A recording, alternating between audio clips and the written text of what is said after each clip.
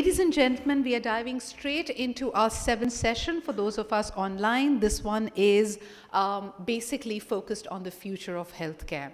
I think it cannot be emphasized enough how important health, well-being, and our own progress in terms of our fitness has been emphasized in the years that have gone by. We are living through a pandemic. The jolts of it that we continue to sort of absorb and to sort of dodge as well.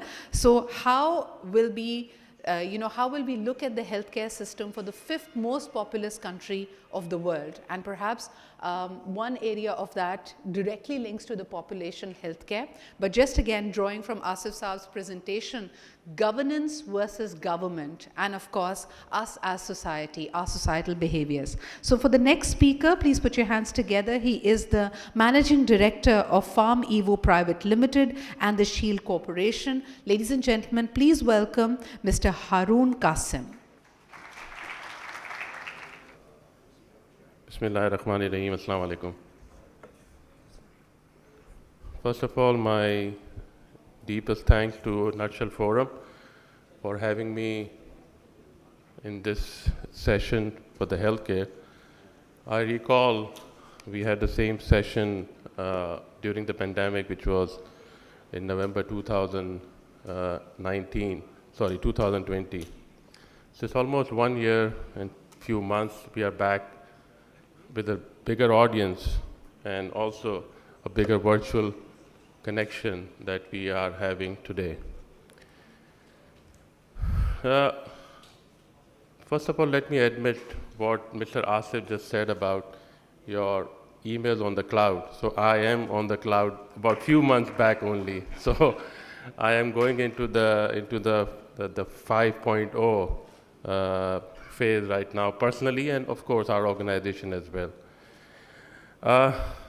If you recall, in March 2020, the world all of a sudden stopped, and we all had to go to our homes, work from home. We couldn't fly. So everything got stationed. And I remember my son, who was studying in London, had to fly back on a one-day notice back home. And he finished his schooling online. He did his exams online. So, the almost 1.5 years, and we are going into the second year now, it seems the COVID is ending or, getting lower in its variant. So hopefully in the next few months or a year or so, we will know how better to handle this corona or the COVID-19. The healthcare fascinates me. I'm not a healthcare expert, neither I am by education, neither I am a health pharmacist or a doctor. My education, I'm a professional qualified accountant, but it amazes the healthcare, the challenges that we have, and over the last 25 years I've spent in healthcare, running a pharmaceutical company as well as serving on many of the hospitals in the city Karachi. So it amazes and it really excites me, the healthcare subject, especially after the COVID, what we learned, the healthcare, the importance of the healthcare, how healthcare has become all of a sudden important in a country like Pakistan, which is a very young population. And what I heard in one of the few presentations few days back, that until 2050, this population will still be young to have the healthcare that we would need. So it excites me as well as to present you the future of the healthcare. And some of the discussion which I'm going to have has been done by Douglas in the first presentation early morning. So this will give you the reassurance that in Pakistan, we are also going towards the future of the healthcare. The trends that we are, which are in the West, are gradually picking up in this country as well. So let me dive into my presentation, the future of healthcare. But before I go into, let me give you few highlights, few data, which will give you the importance and which will give you the briefing, the how important the healthcare is. The life expectancy has increased from less than 30 years to 72 years, and after 2 centuries of progress, we expect to live much more than twice as long as our ancestors. The global population projected to reach 11 billion in 2100. Today, we are about 7.9 billion population globally. And can you imagine the immense pressure it will have on healthcare? Let me dive into the presentation. By 2050,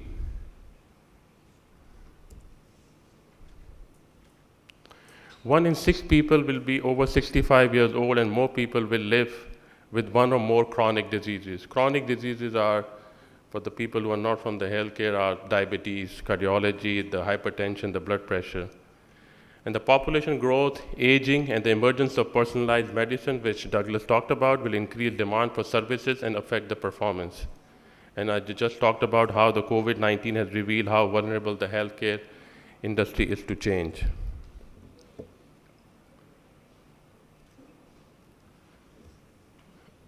By 2040, healthcare as we know today will no longer exist. So be ready for the change.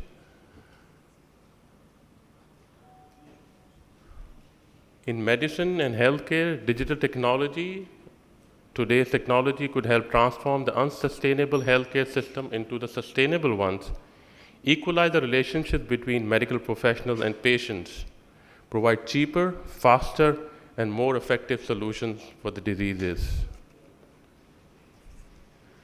I'll share a data with you here, which I was actually reading last night only. The Economist magazine talked about this exact topic which I am actually speaking to you today.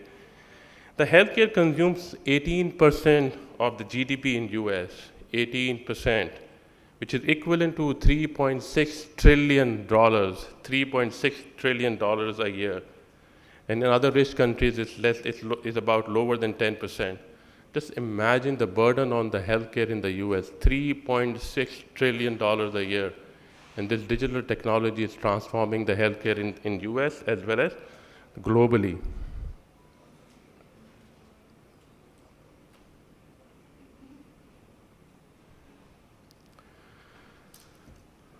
Douglas talked about artificial intelligence. It's a new buzzword which is actually being spoken in the West and of course in Pakistan. This is the highlight of today's session, as well as going forward. I think this will be an interesting discussion which we will have. I just met a few days ago a gentleman, a professional in artificial intelligence who came from, I think, one of the universities from abroad. And in 2015, he said, you know, artificial intelligence people didn't understand what is artificial intelligence, but now people are actually utilizing this artificial intelligence in their organizations. So what we're talking about, Industry 5.0, is actually being happening in today's dynamics in the healthcare as well as in the industry as well. How many of us, we all know the companies Alphabet, Amazon, Apple, Meta, which was Facebook, Microsoft. We all think these are IT or technology companies. But let me tell you this data, which I also read it yesterday night. All these companies which I named have together poured about $3.6 billion in the health-related deals in the last year. Only last year, all these IT companies or technology companies that we have heard are putting a lot of money in the healthcare-related deals. So just imagine all these companies are gearing up towards the healthcare. So one of the examples you'll see, the Google Health, which has developed an artificial intelligence tool, Google DeepMind, which has an algorithm to outperform all human radiologists on pre-selected data set to identify breast cancer on average by 11.5%.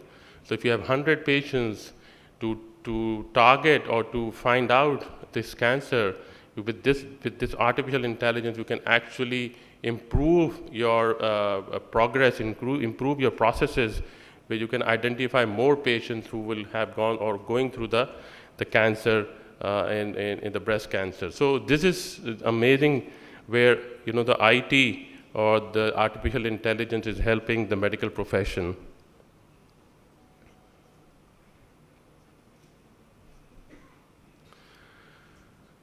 A human eye is a wonderful creature of Almighty Allah, which has tremendous potential how we can diagnose the disease. In the past, the ophthalmologist could at least give you the little background about the disease that you will have.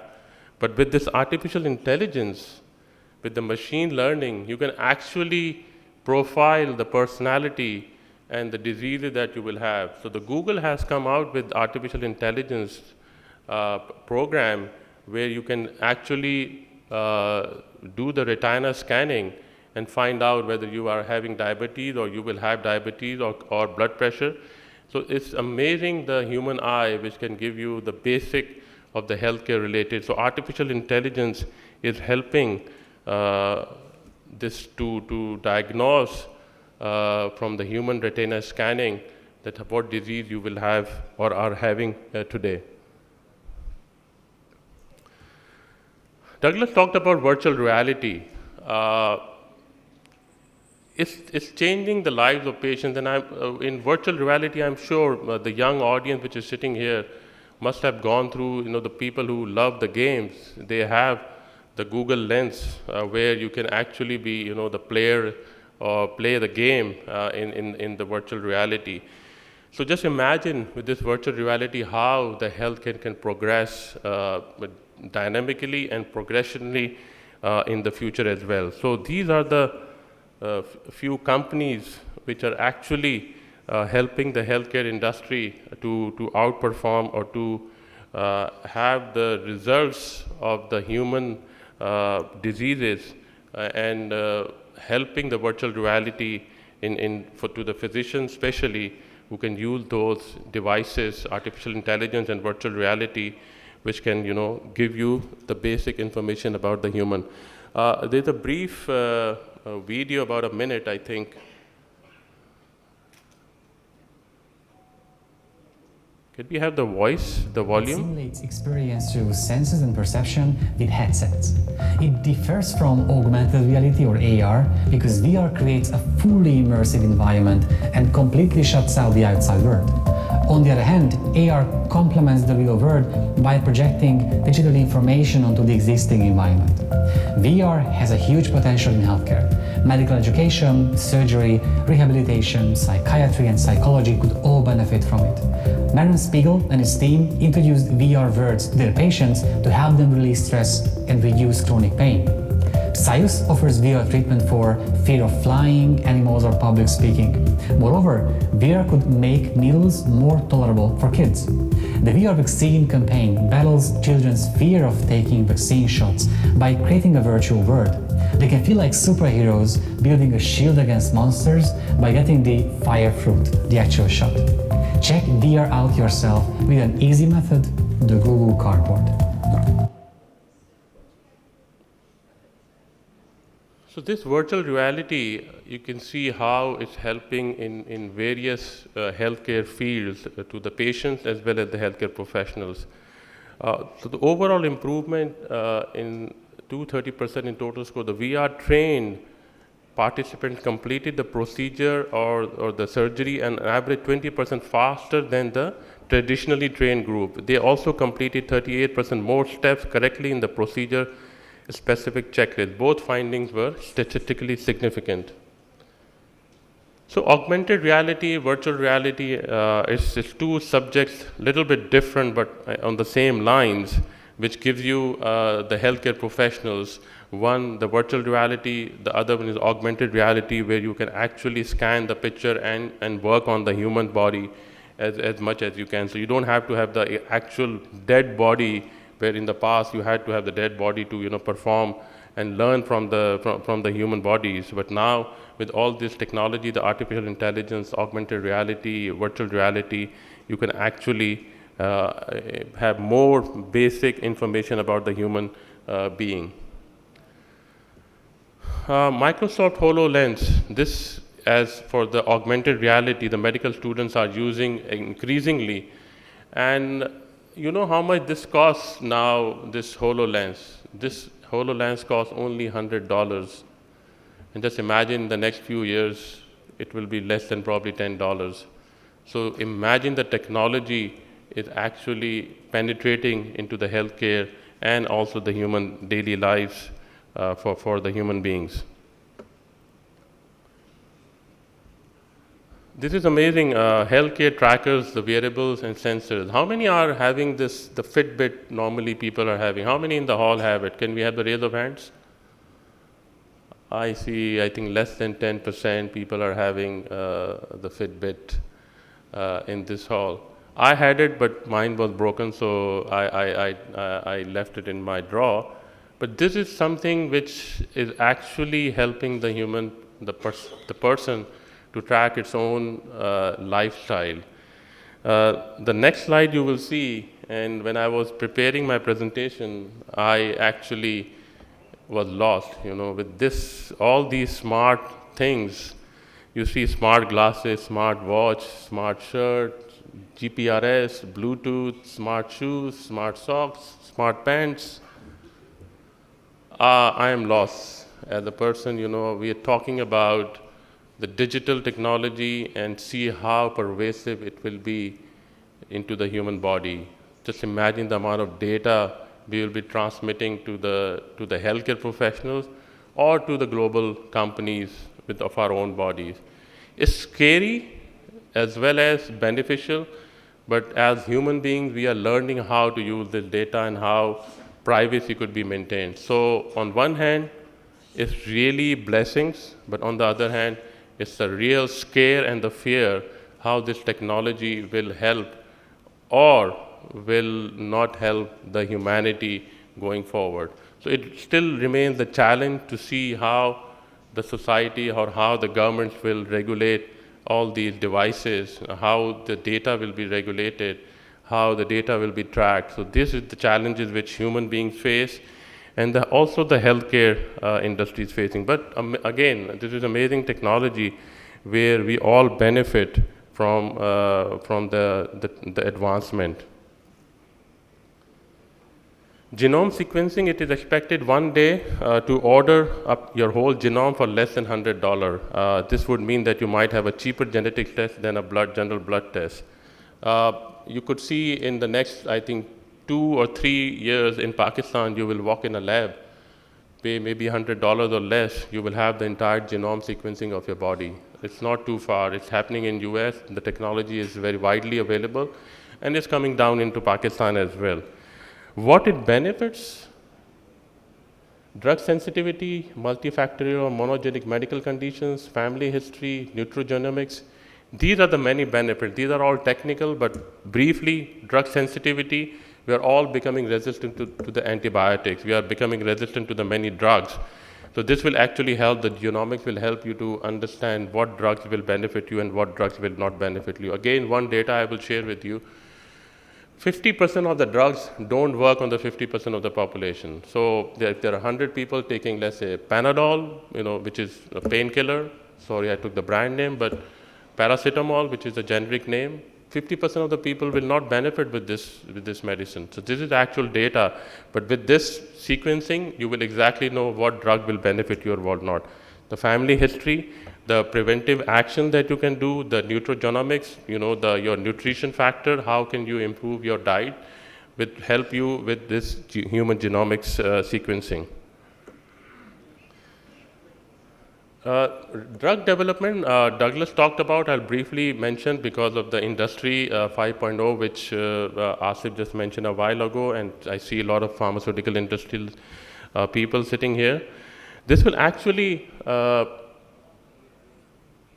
just imagine the drug development, Douglas mentioned exactly the numbers and the data.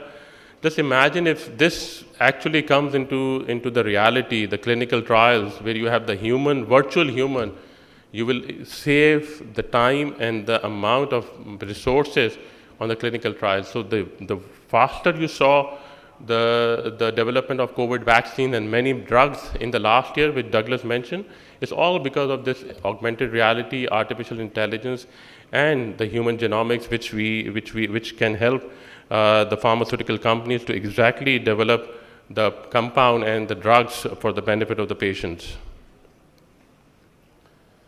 Nanotechnology, amazing. The way it is helping the healthcare is something which we'll explain in the next slide.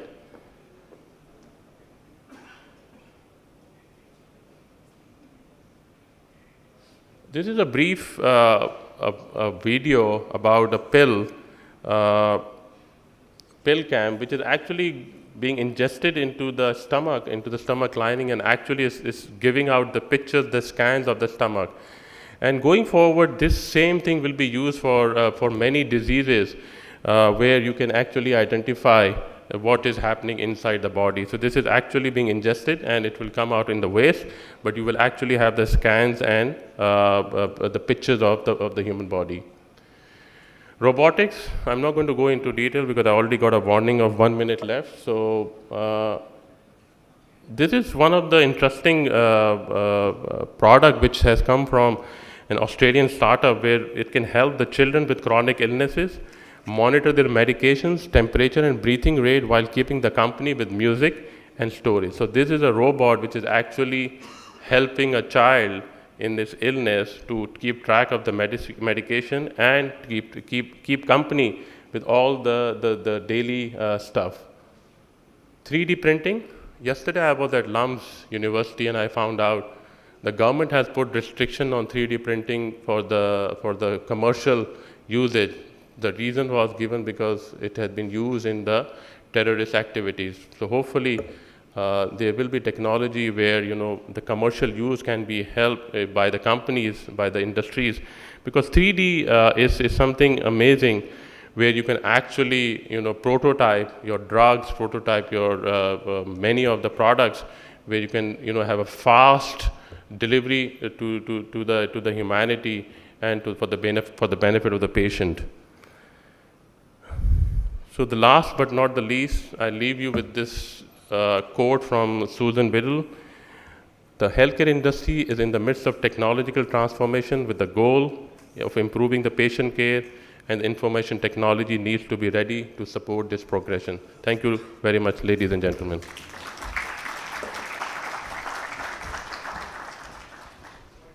Thank you, Haroon Sahab. From us reimagining the future of healthcare, whenever we see robots and these machines helping us take care of our bodies better, one would imagine it to be a very cold, mechanical world. But if that's the future, we can perhaps add some warmth to it, and we really hope that it works better.